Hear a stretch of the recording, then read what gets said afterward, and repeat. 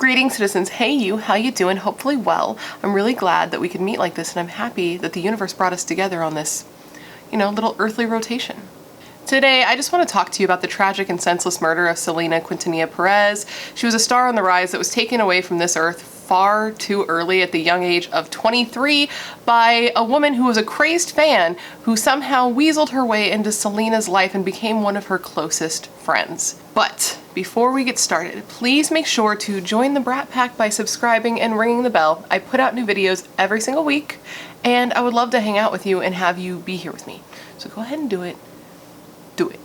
Selena's death was one of those celebrity deaths that just rocked the world and broke everyone's hearts. She was such a kind person and such an icon in Latin music. I've heard her described as the Mexican Madonna, but I would like to say real quick that I don't personally like to see her that way. Hear me out. I'm sure that that term Mexican Madonna is a person's way of trying to illustrate just how influential and important Selena was in Tejano music, but I think Selena is different in that, okay, Madonna is not the only American pop star we've had, right? When I think of American pop stars, not to take anything away from Madonna, I can think of several, but when I think myself of Latin pop stars, I think Selena. I only think Selena. But, that's just from my limited point of view. So when I was younger, I saw the movie Selena that was starring Jennifer Lopez, and from that point on, that's when I first learned about Selena and her life and her death, and it kind of stuck with me, obviously. It became ingrained into who I was, and I remembered it all throughout my life. And now that I'm older, even though I knew the basics of the story, I felt like I needed to look into it further and know every single detail that I could find, and that's what I did, and now I want to bring that information to you, hence this video. So please gather around and let me tell you the story of the life and death of Selena Quintanilla Perez, the queen of Tejano music. So Selena Quintanilla Perez, born simply Selena Quintanilla, was born in Lake Jackson, Texas on April 16th, 1971, making her an Aries. Selena was the youngest of 3 children, having an older brother and an older sister, and the trio was raised by both of their parents, Abraham, the papa, and Marcela, the mama, and the whole Quintanilla family was extremely close throughout all of their lives. Music was in Selena's blood. Her father was a musician who had actually dropped out of high school, even though his mother strongly disapproved, and he dropped out of high school to try to make it big as a singer.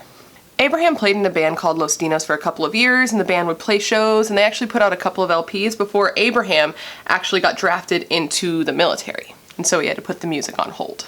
While on duty, this is actually when Abraham met Selena's mother, Marcela, and the two were married in 1963 while Marcela was actually pregnant with the couple's first child, a son, Abraham Jr., or I think he was Abraham III, but he went by AB. Shortly after AB came the couple's first daughter, Suzette, and then shortly after that, baby Selena was born.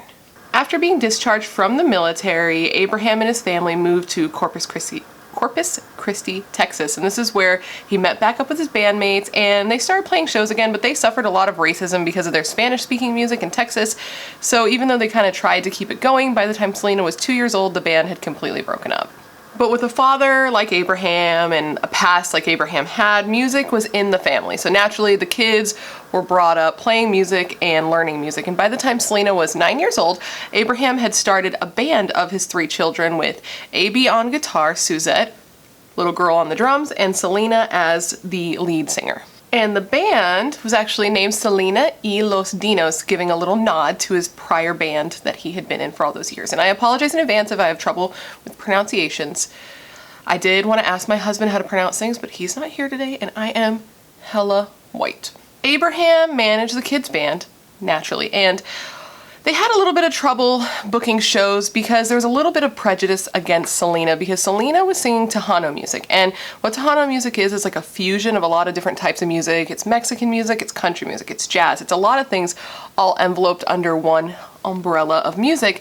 And at the time that she started her singing in this style of music, it was a pretty male-dominated genre.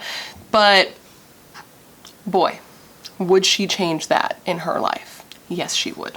Because of that prejudice, the group was suffering. They would kind of take whatever shows they could. They would do birthdays, they would do weddings, they would do anything they could get, but they really started playing more shows when Abraham opened up a restaurant in 1982 called Papagayos, and inside the restaurant he built a little stage in the front where the kids could play their songs for the customers while they ate their food. Unfortunately though, the recession hit, and in 1983 the business actually did close, and it got so bad for the Quintanillas that they actually ended up getting evicted from their home. So these random paid jobs at birthday parties and weddings ended up being like the only source of income that the family had.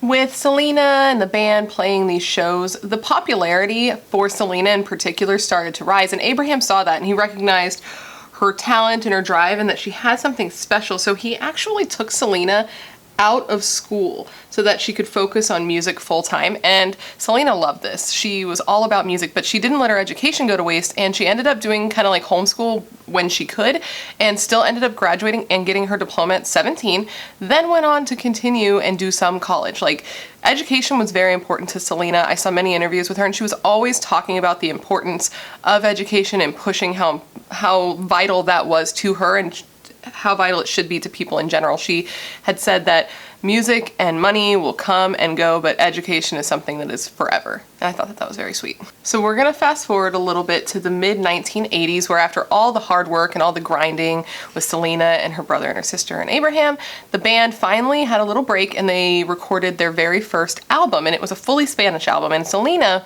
initially wanted to sing in English. It was her primary language. It was what she was more comfortable with, but Abraham had an inkling that she would do better and be more successful if she sang Tejano music, and boy, was he right.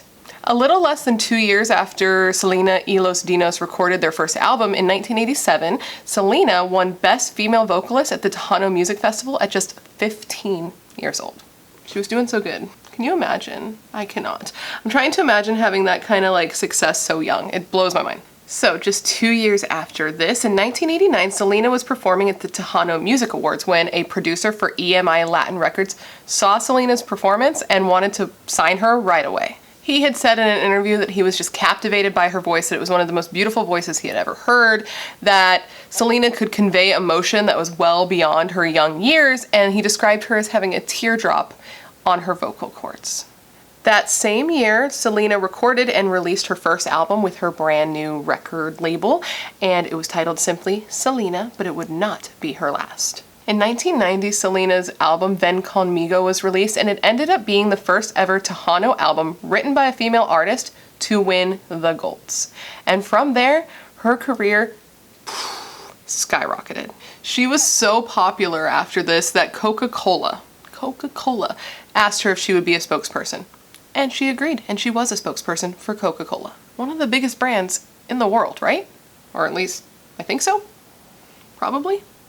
Maybe. During the same year, the band would hire a new member, a man named Chris Perez, who would play guitar for the band and would later, despite the strong disapproval of Abraham, become Selena's husband.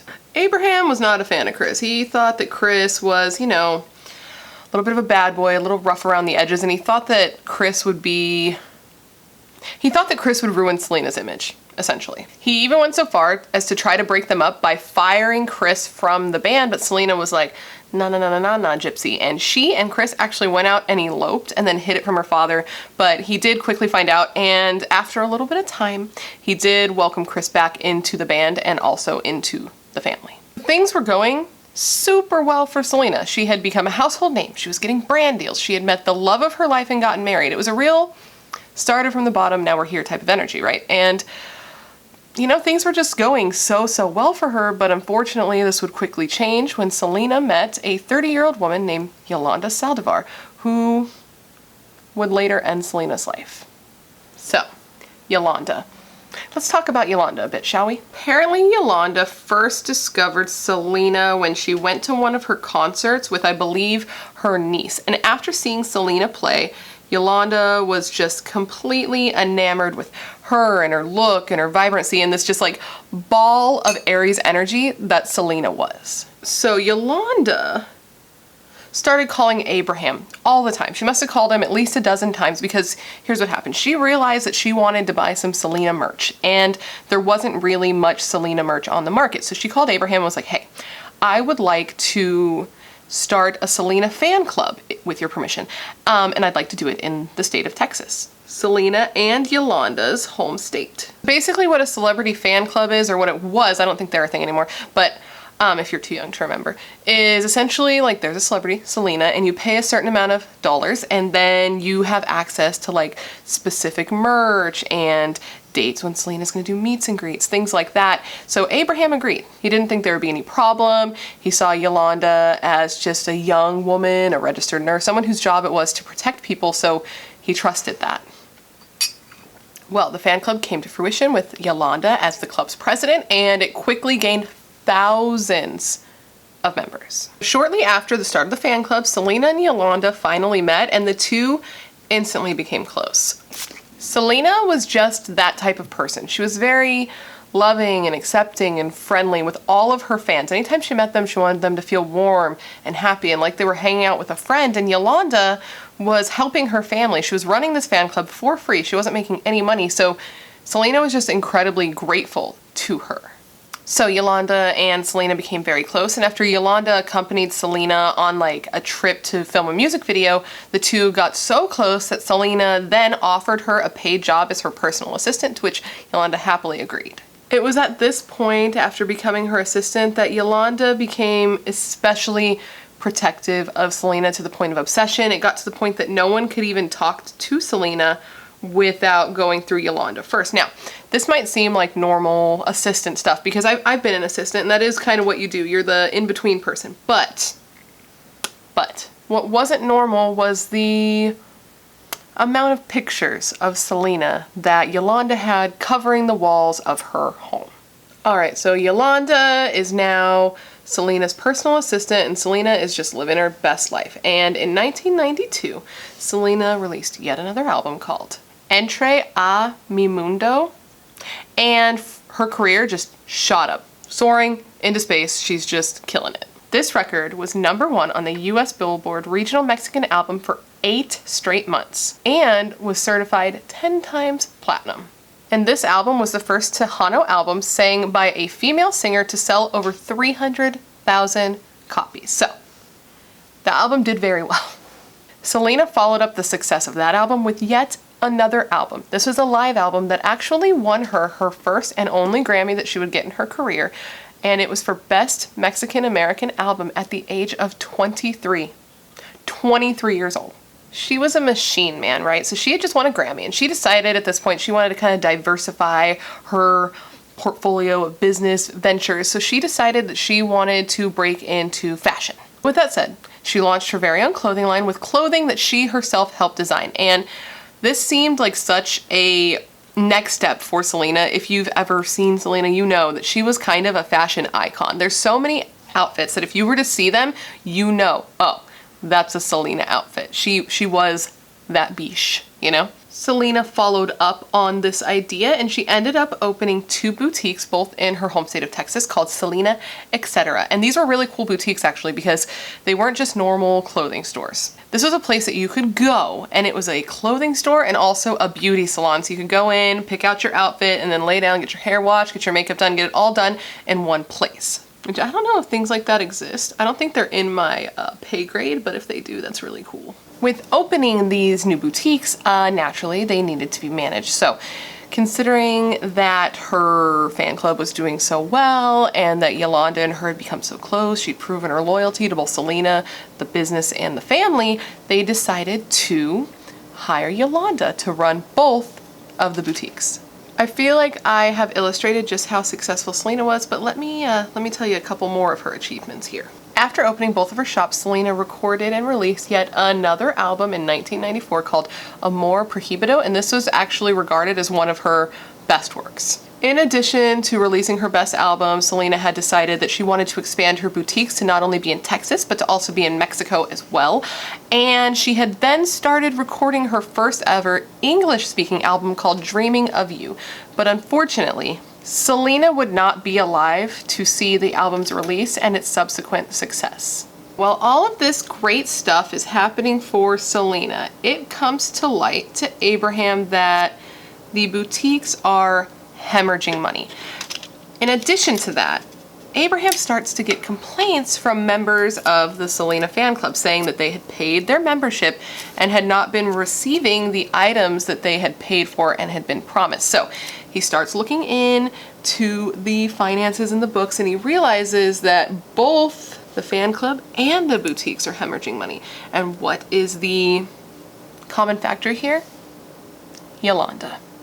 Abraham then calls a meeting with him, Yolanda, and Selena, and he sits her down and he's like, look, this is what I'm seeing, shows her all the proof, lets her know about all what the fans are saying, what he's seen, everything. And of course, she denies it. She doesn't even really have any answers for his questions, and she can't really explain where this money is, even though she's in charge of it. So he tells her, listen, if you do not get me proof that it's not you stealing this, I'm going to call the police. Abraham wanted to fire her immediately, but Selena was reluctant. She had become friends with her. She was surprised that her friend could hurt her like this and screw her over, essentially. But the family decided that she needed at least, until she came up with proof, to be taken off the finances, right? Because they were worried that if they fired her, that she would freak out and she would like rob them of all of their money. They were half right about, you know, her being unstable and her going crazy and robbing them, but instead of robbing them, she went crazy when cut off from the money, and she bought a gun. At this point, Selena is trying to be very delicate with Yolanda because Yolanda had a lot of important paperwork regarding like the finances of Selena's boutiques because she had been managing them, and she needed to kind of like be careful so that she could get that information back from Yolanda. Yolanda agreed to give Selena back all of her documents, but just wanted Selena to meet her in person so they could talk when it happened, face to face. So on March 30th, 1995, Yolanda checked into the Days Inn Motel in Corpus Christi, Texas. When she got there, she called Selena and was like, hey, I'm here. So Selena drove over with her husband to pick up the documents, and this was at night. When they get there, Selena went in by herself, and when she got there, she told Yolanda, like, oh, Chris is waiting in the car. So she was inside for a little bit. I'm not really sure what was said, but she came out, she got in the car, and the two started to head back home with the paperwork. On the drive, Selena started to kind of look through the paperwork and realize, she didn't give me everything. Why is she doing this, right? And she wanted to go back right then, but Chris was like, you know, it's late, we're already headed home, just forget about it. So Selena decided mentally, without mentioning to Chris, that the next day she would go over and get the remaining paperwork. As Selena left the house the following morning, her husband Chris did not know where she was going. He's later said that if he did, he would have gone with her, but she didn't mention it and he didn't think to ask, so he watched his wife leave that morning, having no idea that that would be the last time he would ever see her. It's March 31st, 1995, and Selena is probably annoyed, right?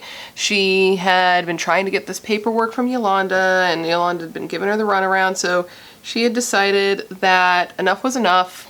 The friendship was over, the business relationship was over. She just needed her paperwork back and to completely cut ties with Yolanda. When she arrived at Yolanda's hotel room that morning, Yolanda had said that she needed to go to the hospital. Apparently, Yolanda had been claiming that on a trip to Mexico, she had been sexually assaulted and was having complications and bleeding from it. So Selena, the sweet woman that she was, actually drove Yolanda to the hospital, right? So they get there and they examine her and they let them leave. The doctors later saying that they didn't really believe Yolanda's story and didn't really believe that anything had happened. So the two get back to the hotel room. When they got back to the hotel room, a fight broke out. It was probably just pent-up aggression, pent-up frustration. Selena had been, you know, trying to be delicate with Yolanda and take it easy and make sure that she was comfortable so that she could get her stuff back, but it was kind of, you know, enough's enough, and explosion. And apparently it got so loud that neighboring tenants, hotel guests, complained to the front desk that there was a lot of screaming coming out of Yolanda's room.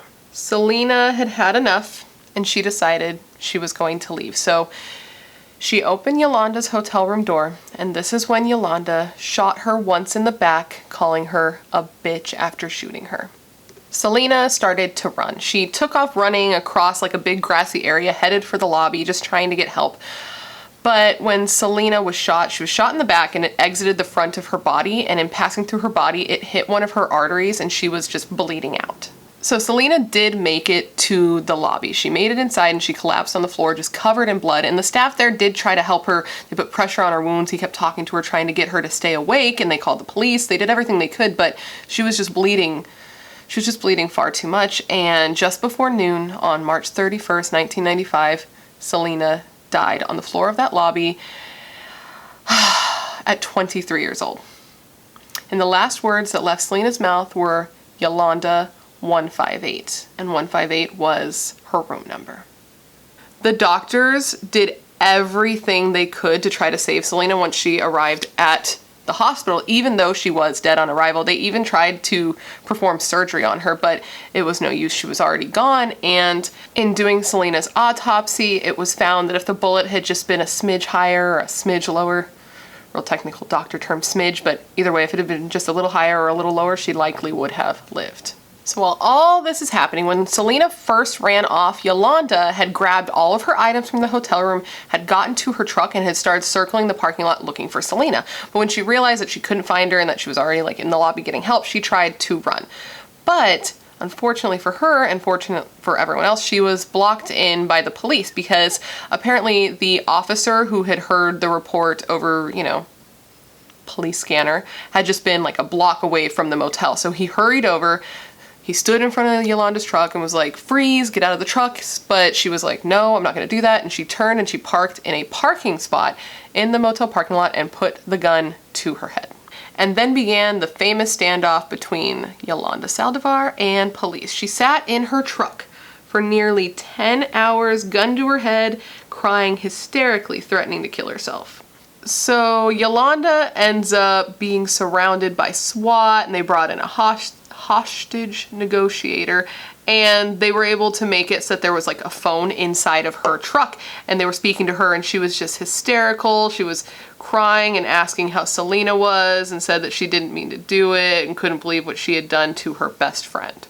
All the time that she's in her truck, she's got the radio on listening to news to find out how Selena was doing. Because, the last time Yolanda had seen Selena, she was injured and she was running, but she was still alive. She didn't know that Selena had died. During the 10-hour standoff, Yolanda crying and screaming because she accidentally shot her best friend. Well, because of how long it took and how popular Selena was, there were just a bunch of fans surrounding the parking lot watching the standoff between Yolanda and police. Eventually, though, the standoff ended rather, anticlimactically, with Yolanda just getting out of the van, getting thrown to the ground, and being arrested. So news of Selena's death spread across the media like wildfire, and people were devastated that Selena was so loved. Her family did like a public viewing of Selena's body in the casket so that her fans could come and pay their respects and say goodbye to the young star who had passed too soon. And thousands and thousands of people showed up. Like 30,000 people showed up and lined up down the street, just down the block for like a mile to say goodbye to Selena. Following this public viewing, there was a more close, intimate, smaller funeral for Selena, but even for the small, intimate, personal funeral, there were still 600 people present. And at her funeral, everybody lined up and placed a long stem white rose onto Selena's casket before it was lowered into the ground because that was her favorite flower. While all of this is happening, Yolanda's in jail, right? And even though this trial wasn't like broadcast over the news where with like the O.J. Simpson trial, you could watch the whole trial as it took place, people were still heavily invested surrounding the courthouse every day to try to get a glimpse of what was happening inside. Yolanda, despite all that we know, had the audacity to plead not guilty. She said it was an accident. Her shooting Selena in the back was an accident. Since there was no one in the hotel room with Selena and Yolanda when it happened, the prosecution had to sort of prove that it wasn't an accident based on Yolanda's actions after the shooting. The prosecution essentially said that the accident theory couldn't be true because instead of helping Selena, calling the police, or using her nursing skills to aid Selena after accidentally shooting her, she called her a bitch and then tried to run. Not something someone who accidentally shoots somebody typically does. And witnesses who were at the hotel, like other guests, did corroborate that Yolanda did call her a bitch. So, the jury deliberated for only 2 hours before coming back and giving the verdict of guilty, and 34-year-old Yolanda Saldivar was given life in prison with the possibility of parole in March of 2025. 5 years, dude. 5 years from right now, that woman will be up for parole.